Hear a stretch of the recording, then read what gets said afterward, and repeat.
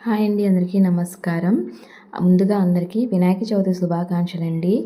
మనకి విఘ్నాలు తొలగించే ఆదిదేవుడు వినాయక స్వామి యొక్క వినాయక చవితి ఆగస్ట్ నెలలోని ఎప్పుడు వస్తుంది, అలాగే చవితి తిథి, టైమింగ్స్, పూజ, విగ్రహ ప్రతిష్టకి అన్నీ కూడా వివరంగా మీకు ఈ వీడియోలో తెలియజేస్తానండి. చవితి తిథి ప్రారంభం అలాగే ముగింపు అన్నీ కూడా, అలాగే వినాయక చవితి నవరాత్రులు ఎన్ని రోజులు వస్తున్నాయి, ఏం చేయకూడదు, ఇవన్నీ కూడా ఇంపార్టెంట్ ఇన్ఫర్మేషన్ అంతా కూడా ఈ వీడియోలోనైతే నేను తెలియజేస్తాను.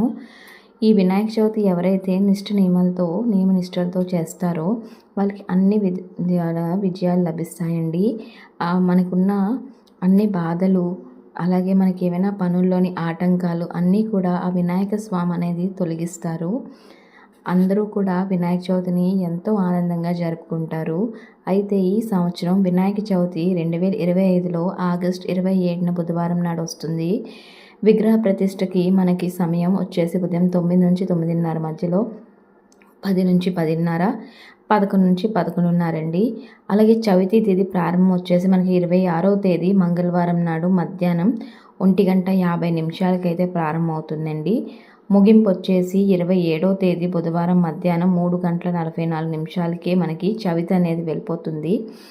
అలాగే మనకి ఇవి 9 రోజులు కూడా ఆగస్ట్ 27 నుంచి సెప్టెంబర్ 4 వరకు అయితే మనకి నవరాత్రులు అనేవి జరుపుకుంటామండి, వినాయక చవితి నవరాత్రులు.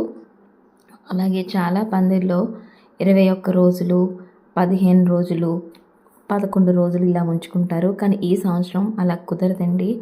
ఎందుకు అంటే మనకి సెప్టెంబర్ 7వ తారీఖునైతే మనకి చంద్రగ్రహణం అనేది వస్తుంది. సో మనకి ఈ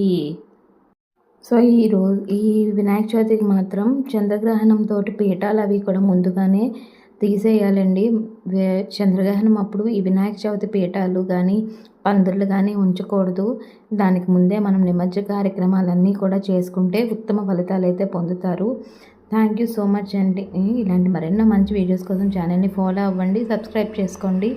మరొక మంచి వీడియోతో మీ ముందుకు వస్తాను. నమస్తే, బాయ్ అండి.